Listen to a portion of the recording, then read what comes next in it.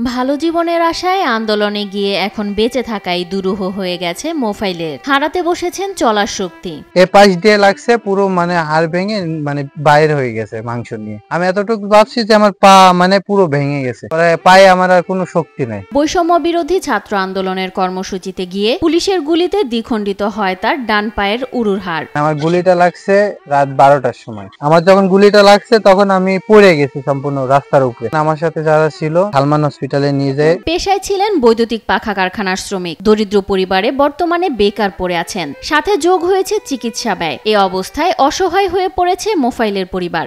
আমার ছোট ভাই তেমন কিছুই নেই, পরিবারের অবস্থা খুবই খারাপ, যে আছে সংসার চালানো খুবই কষ্টকর আমার ছোট ভাইয়ের পক্ষে। তার করে খাওয়ার মতো লাইন নেই, সে নিজেই পঙ্গু। তার গোসল করানোর জন্য এখন 2-3টা লোক লাগে, তার পিছনে লোক লাগে 2-3টা। ঢাকার যাত্রাবাড়িতে কর্মস্থলের কাছে একটি মেসে থাকতেন মোফাইল। ওই মেসে বেশ কিছু ছাত্রও থাকতেন। 19 জুলাই মেসের ছাত্রদের অনুরোধে আন্দোলনে অংশ নেন মোফাইল। রাত 12টার দিকে হঠাৎ একটি গুলি লাগে মোফাইলের ডান পায়ের উরুতে, তাতেই দ্বিখণ্ডিত হয়ে যায় হাড়। ওই দিন ছিল 19 তারিখ। সেদিন আন্দোলন কঠোর আন্দোলন ছিল। কাজ করতাম সোনিয়াগড়া প্রদীপ ফ্যান। তো ওই দিন শুক্রবার ছিল, ছুটি ছিল। আমার যে ছাত্র ভাইরা ছিল, আমি নিচতলায় থাকতাম, ওরা উপরে থাকতো। ওই দিন দুপুরবেলা ভাইরা বললো কি তাহলে আজকে ছুটি আছে, তাহলে ঠিক আছে চলেন তাহলে যাই, আন্দোলনে যাই। দীর্ঘ 1 মাস 10 দিন পঙ্গু হাসপাতালে ভর্তি থাকার পর চিকিৎসার খরচ জোগাতে না পেরে তাকে বাড়িতে নিয়ে আসে পরিবার। বর্তমানে তিনি নিজ গ্রাম পুরাতন বাস্তুপুরের বাড়িতে বিছানায় শুয়ে কাতরাচ্ছেন। আমার 21 তারিখে পঙ্গুতে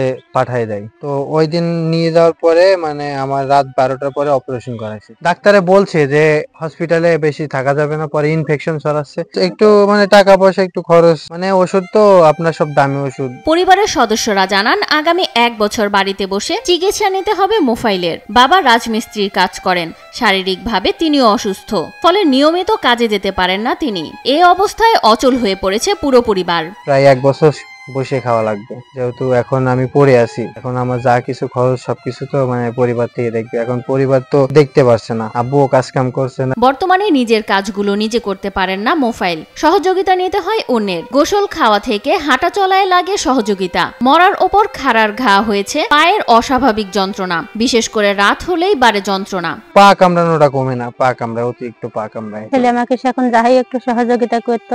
আমার ছেলে আমার এখন সহযোগিতা করে, এখন তার করার মতন তার ক্ষমতা নেই।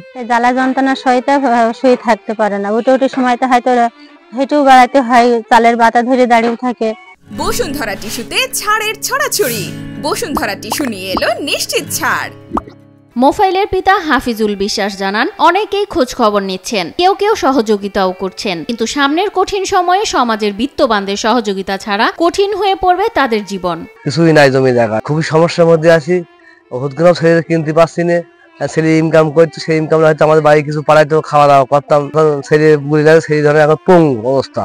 এখন অসহায়, এখন চুপচাপ, কোনো ইনকাম নেই। দামর হুদার হাউলি ইউপি সদস্য আব্দুল হান্নান জানান মোফাইলের পরিবারটি খুবই অসহায়। প্রশাসন ও বৃত্তবানদের সহায়তা পেলে সুচিকিৎসায় সুস্থ হয়ে উঠবে। আন্দোলনের সময় ওর পায়ে গুলি লাগে এবং তার একটা পা ভেঙে যায়। আর কোনো কাজ করার ক্ষমতা নেই, বিনা চিকিৎসায় এখন হচ্ছে সে মরছে।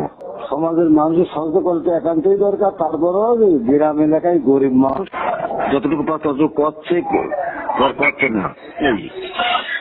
আমরা ইউনিয়ন পার্টি উদ্যোগ নেব, তার যতটুকু পারি ততটুকু আমরা নেব।